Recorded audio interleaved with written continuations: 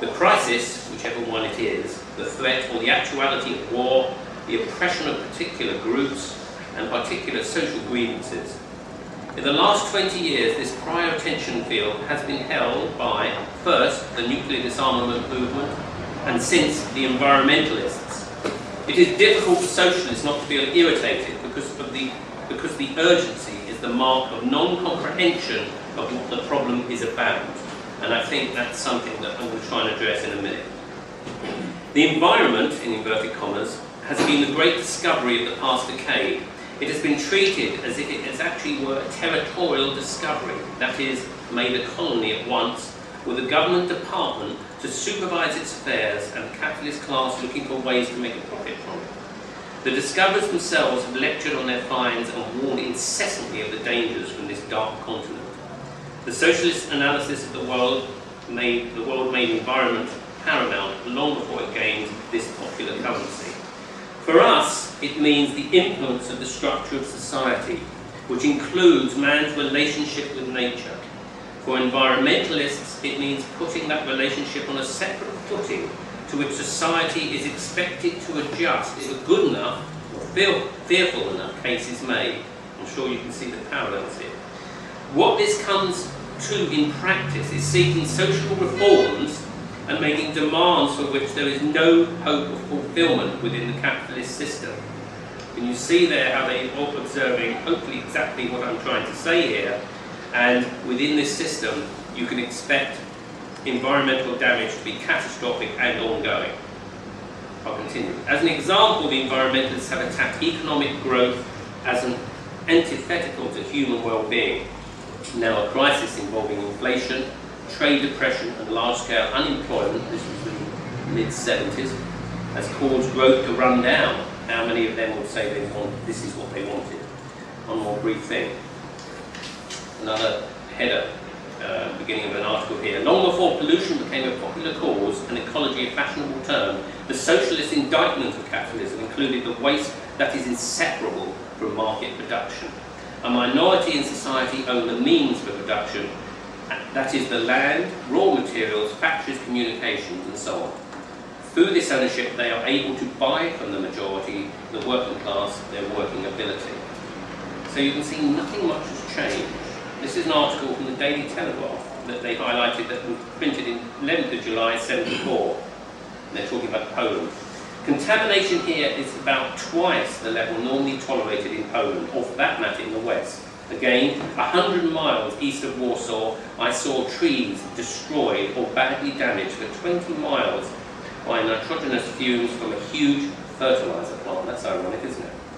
Anyway, so I won't thank you, Jacqueline, but it just goes to show that the cause of socialism hasn't changed, but unfortunately it seems that people still are not getting the message and seeing this current society as the problem. I'm going to move on now. I told you I work with trees, and this is an old tree, and what it says to me is that these are wonderful organisms and I love trees, but forgive me, you guys can't see these here. Why don't you move around? Well, you still one. Well, then these people work. There we are. You come up here, This tree here is in a famous wood called Mockus wood, which is near Hereford. And this wood was frequented by one of the Victorian writers, Reverend, that's it, Francis Kilbert, who used to write about these trees and think of them as ancient men that have sort of seen the passage of time. Now I know that that tree looks like that now, and it looked like that pretty much before I was born, and probably before anyone here was born, and probably 150 years ago it looked like that. But there are changes taking place that are affecting our trees as well, sadly. Now, I decided to use this, I'm going to work around trees, so I work with trees. Now, economic growth. We talked about the problems of this and the damage as a result of so-called economic or business growth. But a tree will grow, but let's look at what it does when it grows. When it grows, its leaves are constantly shed, so it's providing food and nutrients to the ground around it. It's providing compost, it provides shade for wildlife, it provides a habitat for wildlife. And even when it finally gives over and falls over, it decomposes and gives back. what it's taken, if you like, from its environment. So it's quite a good example of something that grows without having to destroy it in the process. Now, I put this in, it may be quite a funny slide to put in, but it occurred to me that when you buy a chair, perhaps those of you who aren't familiar with socialism might think of, when you buy a chair, why is that being sold to you, if you like? What's it, or more to the point, what is it made for? That sounds like a daft question. You may think, well, the chair is made to sit on. Sadly, the reality is it isn't. It's made to be sold, and moreover, it's made to be sold at a profit. If you want a chair these days, you don't go to a person that makes chairs and discuss how you want that chair made and it's made for you in the design you want. The reality is you have a limited choice, actually. And you go to somewhere where they've got countless hundreds of chairs. They're probably made with what's known as a built-in obsolescence, so they will break after a while. They're not made to last. They're made so they will self-destruct. And sadly, as a result of that, these companies that make all these chairs and then give you loads of advertising, having sold your chair, say, well, actually, throw that one away, we've just got a new design, why don't we buy this one, it's even better. Obviously, that has an impact on the environment. As these companies are growing, they're thinking, well, hang on, we can't have not enough sustainable wood in the UK, okay, let's go over to Malaysia, we're not going to cure their trees, the wood's going to be cheaper, and of course, you can see how these big businesses grow, the damage to the environment follows. Now, I've spent a long time living with the Inuit in the Arctic, and I'm not going to dwell on that here because it's not appropriate or necessary. But one interesting thing about hunter-gatherers, if you like, is that they had essentially no possessions other than a few useful things. They had a decent fishing net, probably, they had a good knife, and the basic stuff they needed for their lives could sit on this sledge. And of course, we've moved on from that now. We moved on, so I say we, let's say society again, where it's imbued in people that they need huge amounts of possessions. And not only do they need such huge amounts of possessions, they are encouraged incessantly to change those possessions and buy new ones. So what happens to the environment?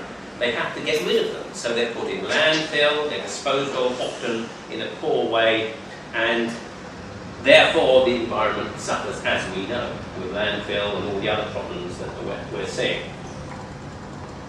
Incidentally, when the early explorers gave these hunters, this is a friend of mine incidentally who lives in northern Canada, and I travelled with him last year, but when the early explorers gave these hunters things that they thought they'd like, they just leave them behind. They wouldn't even take them with them. They just had basically what they need. Now, talking to these people up in this part of the world, let's get back to business and the environment again. At the moment, the Northwest Passage is melting, and it is melting fast. And when I was there in 2008, that was the first year ever it's been entirely navigable by ships, the Northwest Passage. And bear in mind, countless explorers years ago died in the ice when it froze the ships in. So, it's now open, and what's happening? Okay, the Americans are going, yippee, if the permafrost is melting, we can drill for more oil. They don't make the connection. That is the problem in the first place. What is happening as well, and I've talked to scientists, this is personal experience, I'm telling you now, I've talked to many scientists who told me that bears, and I've seen it myself actually, bears are migrating further north, the caribou are having their migration routes disrupted by activity of mines, and so on and so forth. These people that have spent countless thousands of years travelling on this land would have taken dog sledges across the ice, rather like this. This is